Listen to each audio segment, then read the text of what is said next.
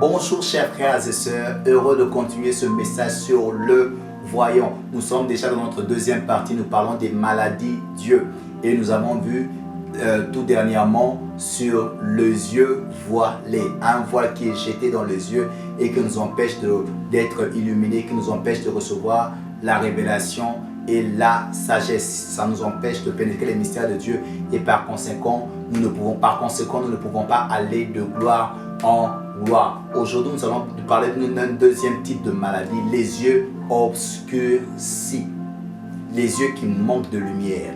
Ici, je ne parle pas de la lumière extérieure. J'ai mes deux yeux, je vois, mais si on éteint toute la lumière, je risquerais de ne pas bien voir à cause de l'obscurité qui m'entoure.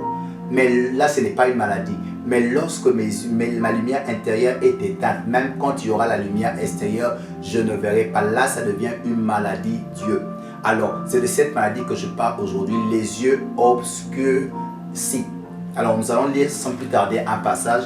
Nous sommes dans 1 Samuel 14, le verset 26 au verset 28 ou 29. Alors, nous lisons. En arrivant, les hommes virent bien ce miel qui ruisselait des rayons, mais aucun d'eux osa y toucher en portant sa bouche par respect du serment. Toutefois, Jonathan, qui ignorait que son père avait fait prêter serment à tout le peuple, tendit le bâton et qu'il tenait en main et en trempa le bout dans le rayon du miel, puis le porta à sa bouche. Immédiatement, ses yeux s'éclaircirent. À ce moment, l'un des soldats l'avertit en disant: ton père a adjuré le peuple par un serment en disant: maudit soit l'homme qui prendra aujourd'hui de la nourriture. C'est pour cela que tous nous sommes épuisés. Ils étaient tous épuisés. Jonathan déclara: mon père fait le malheur de ce pays. Voyez donc comme ma vue s'est éclaircie depuis que j'ai mangé un peu de ce miel. Ainsi nos hommes avaient mangé aujourd'hui de la nourriture qu'ils ont trouvée chez nos ennemis, la défaite des Philistins serait bien plus grande. Nous connaissons cette histoire. Israël vont aller en guerre, mais ils n'ont pas mangé. Ils avaient un jeûne imposé par le père de Jonathan, qui est le roi, un serment. Toute personne qui mangera sera maudite. Donc par peur d'être maudit, aucune de ces personnes ne mangea du miel. Mais Jonathan en mangea et ses yeux s'éclaircirent. Ils ont pu battre Israël.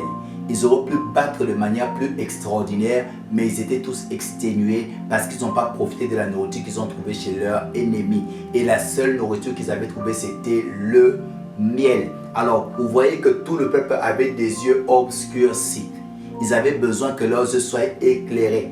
Mais ils ne pouvaient pas à cause du serment que le père de Jonathan, avait édicté ou avait dit. Alors, vous voyez qu'il y a ce qu'on appelle les yeux obscurcis. Ce qui engendre les yeux obscurcis, ce sont des paroles, des messages, des enseignements des pères, des personnes qui viennent dire des choses que Dieu n'a pas dit.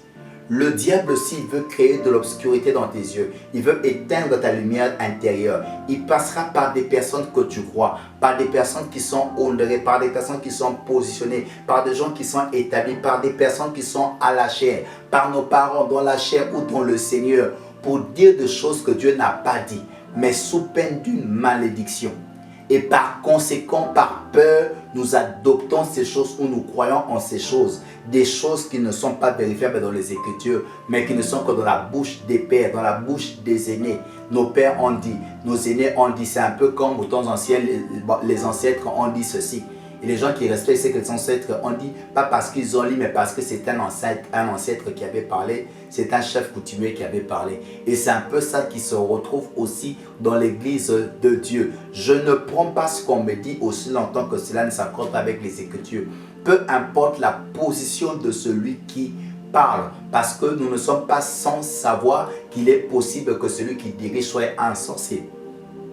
Alors, si tu ne dépends pas de ce qui est écrit, lorsqu'on l'enverra pour te détourner, tu ne te rendras pas compte parce que tu ne vérifies pas. Tu diras simplement: mon pasteur a dit, mon père avait dit, mon prophète avait dit, le docteur avait dit. Mais que disent les Écritures. Alors, l'obscurité des yeux vient par des pères.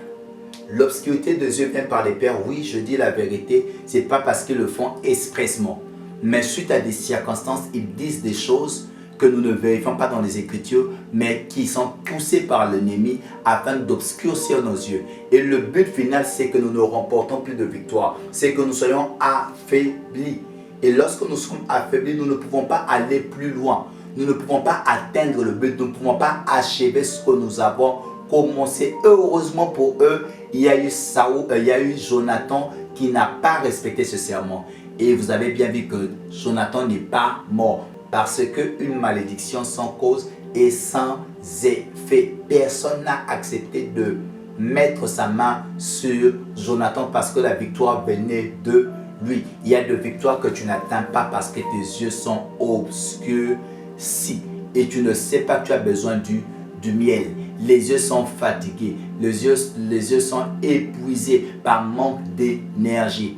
Lorsque l'on dit tout ce qui est révélé est condamné, ce verset n'existe pas.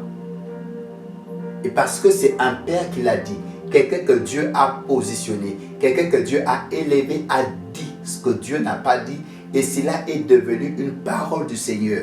Mais tout ce que Dieu n'a pas dit, mais que c'est l'homme qui l'a dit, rassure-toi que cette chose, on mènera de l'obscurité dans la lumière intérieure. Cela va affaiblir ta vision. Plus tu écoutes des fausses doctrines, plus tu écoutes des choses que Dieu n'a pas dit, des choses qui ne s'accordent pas avec les Écritures, cela engendrera de l'obscurité.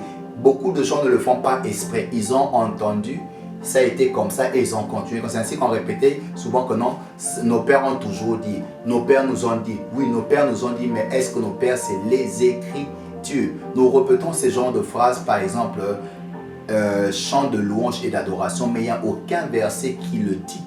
Mais parce que nos pères américains ont développé ce concept worship and praise, et pour nous, on a l'impression qu'il y a des chants de louange et d'adoration. Et nous sommes allés même plus loin, c'est-à-dire que nous avons fini par définir que louer, c'est dire ce que Dieu fait, et adorer, c'est dire ce que Dieu est. Pourtant, la Bible dans le psaume dit, louons Dieu pour sa sainteté. La sainteté, ce n'est pas ce que Dieu fait, c'est ce que Dieu est. Et il y a même des versets qui disent louons Dieu pour sa sainteté et pour ses merveilles. C'est-à-dire que la louange parle de ce que Dieu est et de ce que Dieu fait. Mais pourquoi? Parce qu'il y a eu des pères qui ont dit des choses et c'est resté au-dedans de nous. Nous répétons souvent 3 fois saint. 3 fois saint, ce n'est pas écrit dans la Bible, c'est écrit saint, saint, saint. Ce sont des virgules, il n'y a pas une conjonction qui fait comprendre qu'il y a 3 fois saint. Mais parce que quelqu'un l'a dit, quelqu'un l'a chanté, un père, un aîné a dit et c'est resté au-dedans de nous. Et il y a tellement de choses comme ça qu'on nous a dit dans l'église, mais qui ne venaient pas de Dieu. Mais c'était une œuvre d'obscurité pour éteindre notre vision, pour ne pas aller jusqu'au bout de notre mission, pour ne pas achever la course, pour devenir faible pendant notre combat dans la vie chrétienne. J'espère que nous connaissons l'histoire du jeune prophète dans le livre de 1 roi. Ce jeune prophète qui est allé à Bethel, il rencontre un vieux prophète, un père, un aîné, qui lui demande de venir chez lui. Le jeune prophète dit que Dieu m'a dit de ne pas retourner par le même chemin et non plus de ne pas manger chez qui que ce soit. Mais le vieux prophète lui a dit, mais un ange m'a dit. Comment Dieu t'a dit? Mais quelqu'un dit, un ange lui a dit, et que toi tu suis ce que l'ange a dit, tu fais tomber ce que Dieu a dit. Vous vous rendez compte? Pourquoi? Parce que c'est une personne qui est positionnée. C'est une personne qui est élevée. C'est un père. Lorsqu'il parle, tu te remets en question. Peut-être que je n'avais pas bien écouté. Peut-être non. Si tu as bien écouté Dieu, tu as bien écouté Dieu. Lorsque un père prêche, lorsque l'apôtre Paul prêchait, les chrétiens des Béret prenaient les Écritures pour vérifier si tout ce qu'il disait était en accord avec les Écritures. Et nous avons besoin du miel dans nos yeux. C'est-à-dire nous avons besoin que Dieu vienne nous éclairer. Jésus n'a pas seulement passé son temps à donner du lait ou de la nourriture solide. Mais remarquez bien dans le Nouveau Testament, Christ disait plusieurs fois, il vous a été dit, mais moi je vous dis. Il vous a été dit, mais moi je dis. En vérité, je vous dis. Christ est en train de faire tomber des choses pour établir une nouvelle alliance, pour établir d'autres paroles. Il y a des paroles qui nous ont été dites, mais ces paroles n'ont pas éclairé nos yeux. Ces paroles ont obscurci nos yeux. Quand le Christ est venu, étant la lumière du monde, il devrait remettre de l'ordre. Je prie que Dieu puisse remettre de l'ordre au-dedans de tes yeux, dans ta lumière intérieure, toutes les faussetés que tu as avalées, toutes les paroles, tout ce qu'on t'a prêché qui ne vient pas de Dieu, que Dieu te donne du miel et que ta vision puisse s'éclaircir et que tu comprennes que ça ne venait pas de Dieu, ça c'était pas Dieu, ça c'était simplement ceci, ça c'était simplement cela. Et tu te rendras compte que tu seras plus fort que jamais parce que ces faussetés, ces fausses doctrines, ces paroles, ces serments qui ne viennent pas de Dieu n'ont que pour but de nous affaiblir, de nous faire perdre l'énergie et par conséquent nous empêchent de bien voir. C'est ainsi que tu ne comprendras pas pourquoi tes visions sont floues. Pourquoi lorsque tu dors la nuit, tu vois des choses, ce n'est pas très clair, tu as des combats, je n'ai pas bien vu, ceci, c'est là, oui, parce qu'il y a beaucoup de choses qui t'ont fait perdre de l'énergie. Et la nourriture du combat, c'était le miel, parce que les yeux doivent bien voir afin de mieux combattre. Alors je prie que Dieu puisse éloigner cette maladie, que Dieu puisse te guérir de cette maladie. Prends le temps de t'asseoir devant Dieu et demande à Dieu de te guérir. Il y a une autre personne aussi qui l'a fait. Lorsqu'on lit l'Apocalypse, on se rend compte que c'est l'église du temps de la fin.